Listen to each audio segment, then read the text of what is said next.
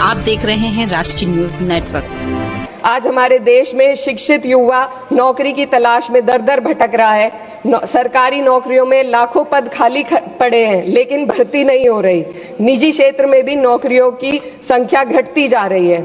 जब यह सरकार सत्ता में आई थी तब $1 लगभग 60 रुपए के बराबर था और आज 83 तक पहुंच गया है। Sir 2 minute. सरकार किसानों की आय दुगनी करने का वादा करती है, लेकिन असलियत यह है कि खेती की लागत बढ़ रही है, जबकि किसानों की आमदनी स्थिर बनी हुई है।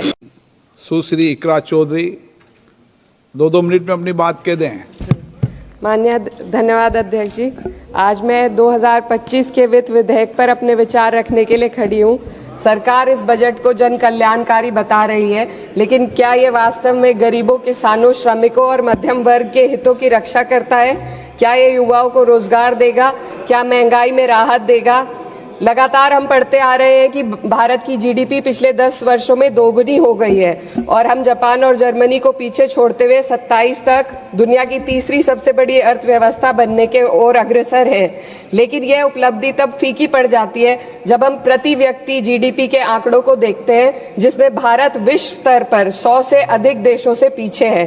23-24 के लिए स्थिर कीमतों पर प्रति व्यक्ति जीडीपी केवल 1,24,600 रुपए है।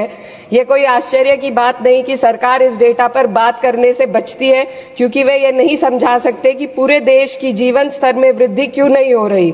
वे ये नहीं बता सकते कि देश में इतनी गहरी आय असमानता क्यों बनी हुई है और आम नागरिकों को आवश्यक सेवाओं तक पहुंचने में इतनी कठिनाइयां क्यों होती हैं। सरकार दावे करती है कि भारत की अर्थव्यवस्था दुनिया में सबसे तेजी से बढ़ रही है, लेकिन इस विकास का लाभ केवल अमीरों को मिल रहा है। आज हमारे देश में शिक्षित युवा नौकरी की तलाश में दर दर भटक रहा है। सरकारी नौकरियों में लाखों पद खाली पड़े हैं, लेकिन भर्ती नहीं हो रही। निजी क्षेत्र में भी नौकरियों की संख्या घटती जा रही है।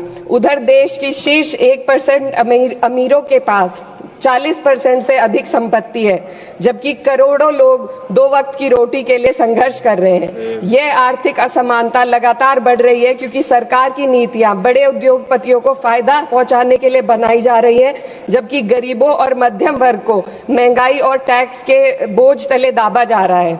जब यह सरकार सत्ता में आई थी तब $1 लगभग 60 रुपए के बराबर था और आज 83 तक पहुंच गया है। Sir 2 minute.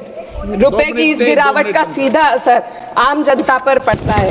इस सरकार की मौजूदा वित्तीय नीतियां पूरी तरीके से अमीरों के पक्ष में झुकी हुई है। भारत एक समाजवादी देश है जहां सरकार का कर्तव्य है कि शिक्षा, स्वास्थ्य, यातायात जैसी बुनियादी सुविधाओं का लाभ अपने नागरिकों को पहुंचाए और उन्हें समान अवसर और सुरक्षा दे। भारत के सरकारी स्कूलों और अस्पताल की हालात लगातार बद से बदतर होते जा रहे हैं। सर बस किसानों पर अपनी बात रखना चाहती हूँ। हमारा देश तब तक सशक्त नहीं हो सकता जब तक हमारे किसानों को उनका हक नहीं मिलता। 2023-24 में भारत की 46% श्रमिक आबादी कृषि क्षेत्र में कार्यरत थी, फिर भी इस क्षेत्र को नजरअंदाज किया जा रहा है।